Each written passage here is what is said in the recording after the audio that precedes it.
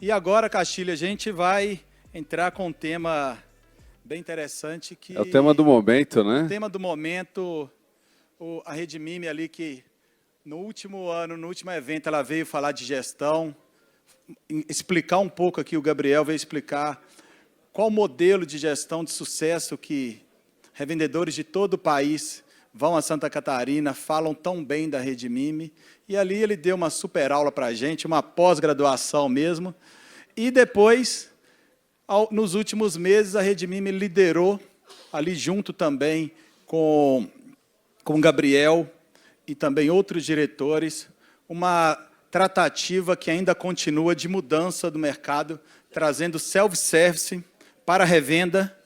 É uma mudança que pode, sim, proporcionar para todos os revendedores, Brasil afora, uma alteração no modo operante de seu negócio. E eu queria convidar o Gabriel aqui da Rede Mimi, mais uma vez, ao palco do Clube Petro. Bora lá, Gabriel. Muito obrigado, Gabriel. Mais uma vez. Obrigado, boa tarde, pessoal, tudo bem? Mais uma vez, Ricardo, agradecer a você e o time do Clube Petro por proporcionar para a gente esses momentos, né, esse serviço para a revenda.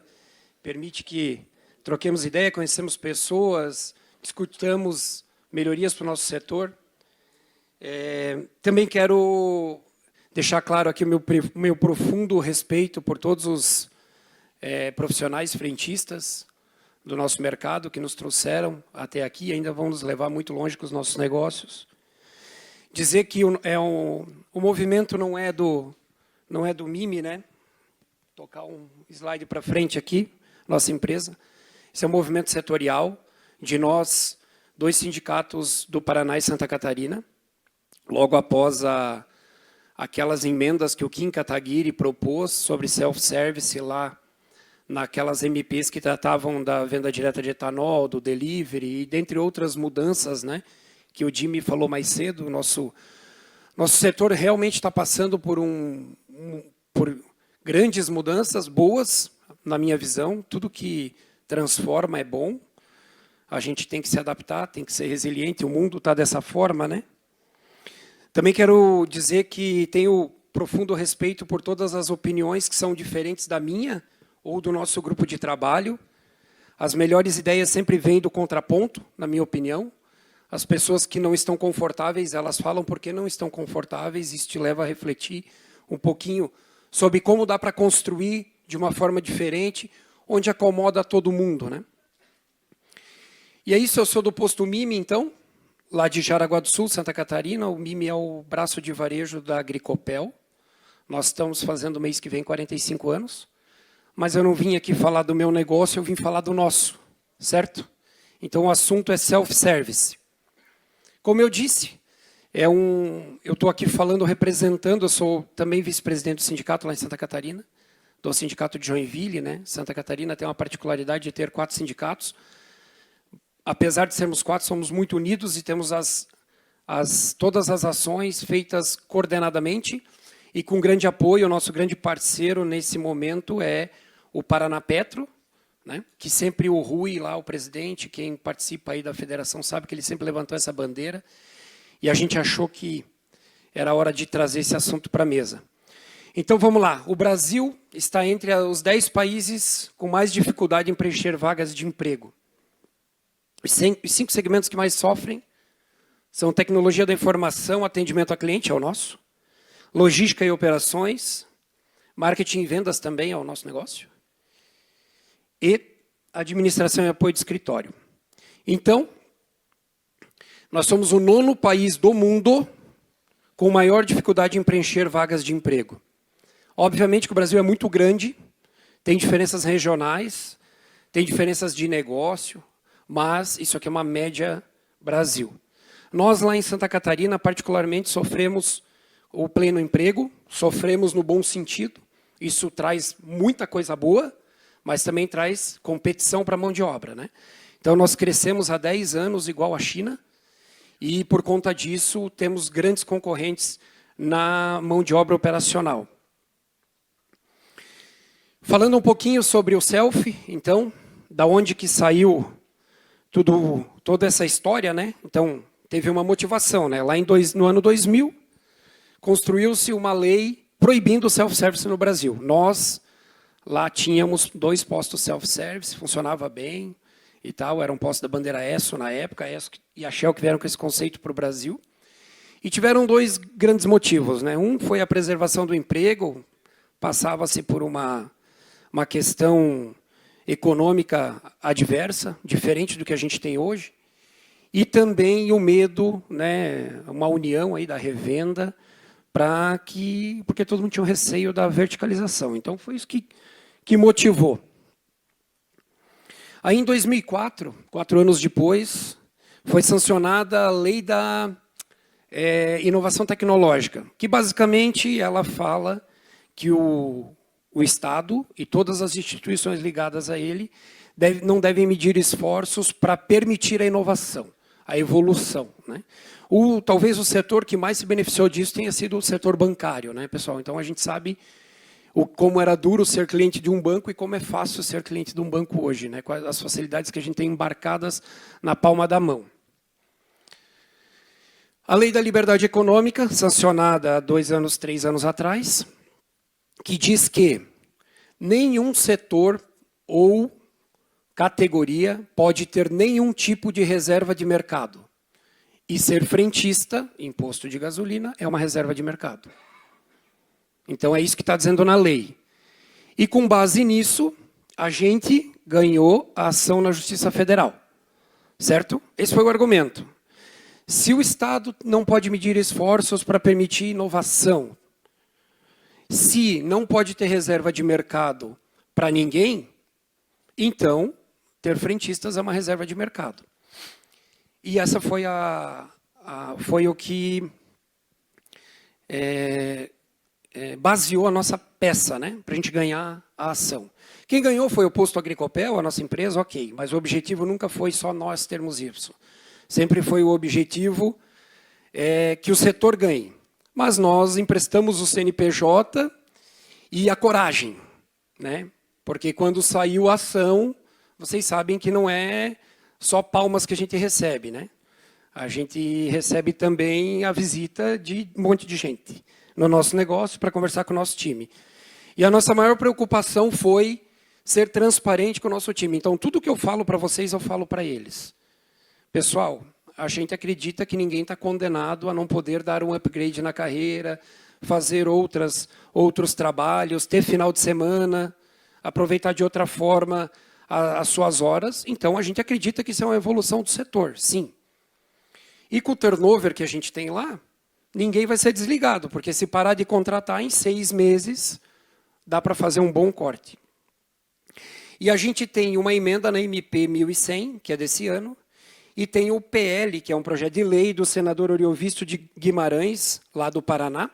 O senador Oriovisto Guimarães tem uma frente liberal muito legal, ele é um dos fundadores do Grupo Positivo, e ele, na hora, nos recebeu muito bem e propôs o projeto de lei, que é muito mais brando que a própria ação. A ação simplesmente liberou a gente para implantar self-service imediatamente no posto. O nosso projeto de lei é que se possa ter self-service nos finais de semana, feriados e após as 20 horas, até as 6 da manhã. Que é onde mais aperta o calo no nosso sapato, onde é mais difícil arrumar pessoas, onde é mais inseguro para o trabalhador. E a Justiça Federal, então, em primeira instância, nos deu o ganho de causa e depois o TRF4 cassou a liminar, ou seja, nós não temos mais o direito de fazer imediatamente. Eles não cassaram o mérito é válido, apenas com a argumentação de que só nós teríamos, então, seria uma vantagem competitiva em detrimento do resto dos concorrentes. Acho justo o julgamento do juiz. A gente, mesmo quase 60 dias liberado, não implantou, porque a gente não fez isso para nós, a gente está fazendo isso para o setor, e a gente está muito preocupado com a interação do cliente, com a ferramenta e com a nova possibilidade, então a gente quer fazer bem feito, né? Então a gente segurou até estar tudo certinho. Falando um pouquinho de cenário econômico, então a gente tem evolução da tecnologia. Eu podia ficar aqui os outros 11 minutos que tem, dando exemplos aí de setores e de possibilidades de tecnologia, desde entrega por drone, veículo autônomo, enfim, né? A gente tem tecnologia para fazer o que a gente quiser no nosso setor. Excesso de normas operacionais, então a gente tem... Eu vou falar só da pior NR, que é a do benzeno, que se a gente tiver que trocar realmente todas as bombas por recuperação de vapor, enfim, tudo que está aí, e todas as aberrações que a gente sabe que é a NR do benzeno, né? A gente já lavou o uniforme com gasolina e provou que isso não é nocivo, mas para alguém criar algum dificultador para a nossa vida, alguma conta para a gente pagar, está isso aí. Fora o monstro da aposentadoria especial, né, que vai deixar a gente cada vez mais caro. Aquecimento da atividade econômica de base, então a gente tem construção civil voando, indústria brasileira cada vez mais competitiva por conta do câmbio, né? Então o dólar fica caro para a gente passear, mas fica muito bom para a gente competir, né? Então, isso vai gerar uma reindustrialização no Brasil, um monte de novas oportunidades, e o nosso vendedor de pista vai trabalhar na indústria, vai trabalhar na construção civil, vai trabalhar em hotelaria, vai trabalhar em outros serviços, e onde talvez ele tenha a oportunidade de não estar lá no final de semana. Inflação e guerra da Ucrânia. A gente nunca viu político fazer tanta força para baixar preço de gasolina, né? Olha a redução de impostos. Acho bom, acho louvável, que bom que aconteceu. Nós, como sociedades, vamos colher competitividade lá na frente. Mas esses dois eventos, um ligado ao outro indiretamente, mais pandemia, enfim, geraram um ambiente favorável para a gente conversar sobre reduzir o peso de operação de posto de combustível. E o nosso governo federal tem um viés liberal, né? A Lei da Liberdade Econômica foi sancionada pelo atual governo, e eles têm buscado uma agenda de diminuir o peso da regulação sobre todos os negócios. E as nossas dores, né, pessoal? O que dói, o que aperta na gente quando a gente vai falar disso, né? Tem gente que não está convencido, tem gente que está muito convencido, e tem gente que não quer de jeito nenhum. Por quê? Verticalização. Então, vou usar o exemplo do Marcelo Lecrim, que está aqui. Se ele quiser ter posto, ele pode operar posto, mesmo sendo dono de uma distribuidora. Existem instrumentos legais, e lá no Sul eu posso falar de 5 redes, que são distribuidoras e operam varejo. A gente já operou varejo antes dos meus sócios fazerem um negócio com a Raízen e serem sócios da distribuição na Raízen. Então, não tem nada errado nisso, isso é permitido. É uma questão de oportunidade e de resultado. Vale a pena ou não vale a pena? É uma decisão empresarial. Desemprego. O Brasil é muito grande, tem lugar que sobra gente, tem lugar que falta gente. Eu penso que isso se calibra, né, de acordo com a realidade econômica e social de cada região.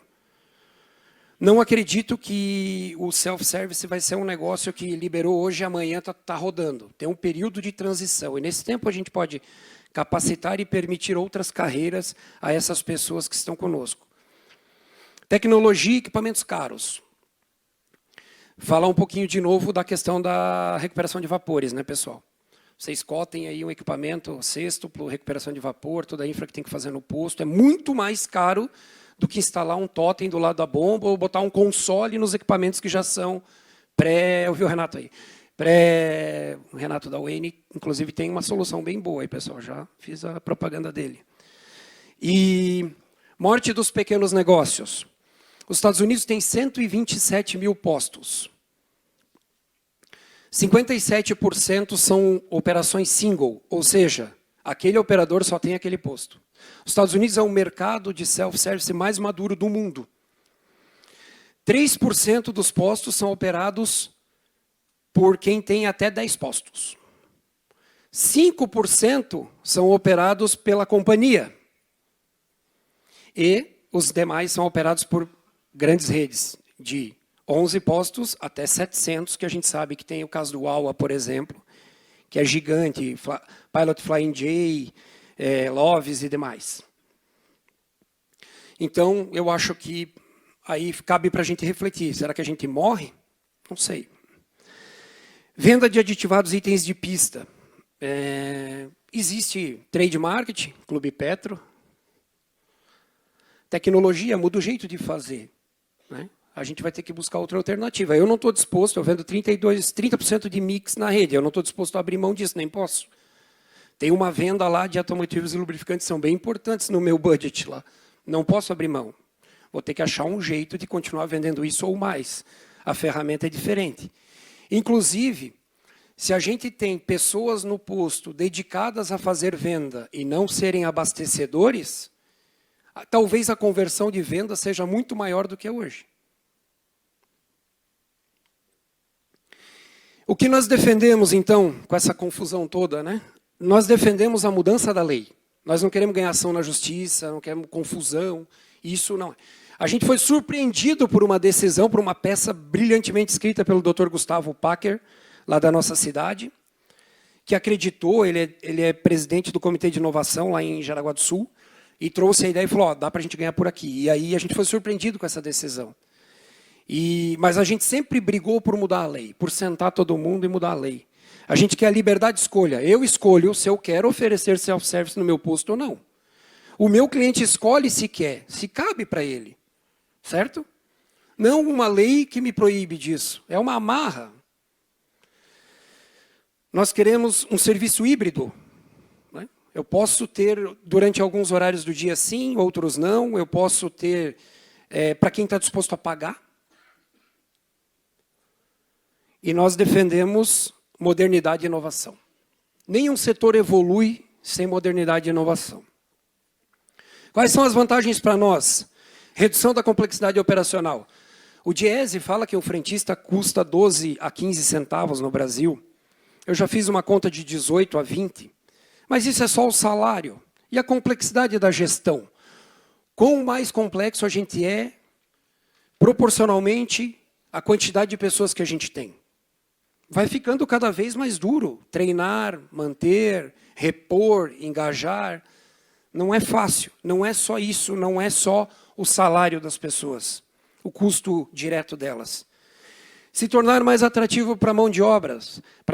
A gente paga melhor que a indústria. Lá em Santa Catarina a gente paga melhor que a indústria. E por que a pessoa trabalha embaixo de um telhado de zinco, 40 graus na indústria? Porque tem final de semana. Porque ele quer qualidade de vida. Se a gente consegue ter essa flexibilidade, a gente vai ser mais atrativo, porque é muito mais gostoso trabalhar no posto do que trabalhar na indústria. Martelando a mesma coisa no calor. Ampliação do horário de atendimento. Então, se o meu posto fecha às 10, porque eu não consigo pagar ninguém das 10 às 6, eu posso deixar ele aberto. Novos produtos e serviços, a gente vai ter como aplicar essa mão de obra em outras frentes de negócio, como 80% dos postos no Brasil não tem loja de conveniência. Eu não posso direcionar essa mão de obra para trabalhar na loja, implantar uma loja, buscar outras oportunidades. E, óbvio, melhorar o resultado do nosso negócio. Vantagens para o nosso time, o nosso trabalhador, os nossos heróis do dia a dia. Flexibilidade de horário, qualidade de vida, poder desfrutar final de semana com a família, enfim. Novas carreiras e funções no posto. Eles podem se tornar vendedores, realmente, ou incentivadores, monitores de algum produto, trabalhar no trade marketing e trabalhar no visual merchandising do negócio, ser realmente um profissional que consegue desenvolver uma atividade diferente. Qualificação para outras atividades, ele pode escolher fazer um curso técnico, outro, e se encaminhar em outra carreira. Segurança e saúde. Né? A gente sabe que, então, se a ANR fala que é insalubre manter um ser humano lá, por que a gente está forçando a barra? Vantagens para a sociedade. Redução de custos gera eficiência econômica, pessoal. A gente vai ser mais competitivo, como país, como sociedade. Né?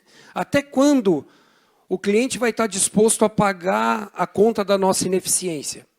Vai concorrer com outra energia. Carro elétrico não precisa de frentista. Ainda, né? Estão tentando. Para vocês terem uma ideia aí. Como a gente sofre nesse lado. O país moderno fica mais competitivo, já falei. O peso regulatório limita o ambiente criativo. Então, a gente tem, né, o Damiani ali, Patrick, né, falou ali da criatividade em trabalhar em dados, em usar a ferramenta, enfim. A gente não pode limitar isso, né? A gente não pode ter uma limitação. E o cliente quer imponderação, né? Ele quer tomar decisão, pô. É ele que decide, não é a gente que condiciona.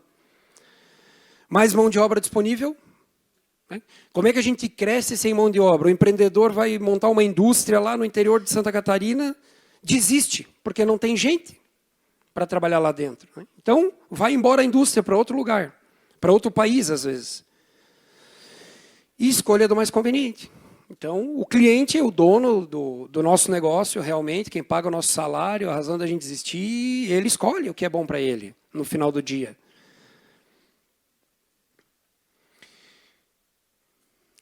Então, o que queremos realmente é alterar a lei, pessoal, dentro daquela proposta, e ajustar uma jornada de transição. Então, se a gente está no ponto 1, a gente quer chegar no ponto 2, a gente tem que organizar essa transição com educação, treinamento, tecnologia, né? E a gente vai conseguir sair do outro lado. Muito obrigado.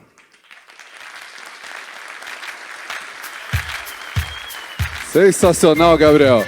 E ó, no tempo. O cara terminou faltando 1 segundo. É uma fera.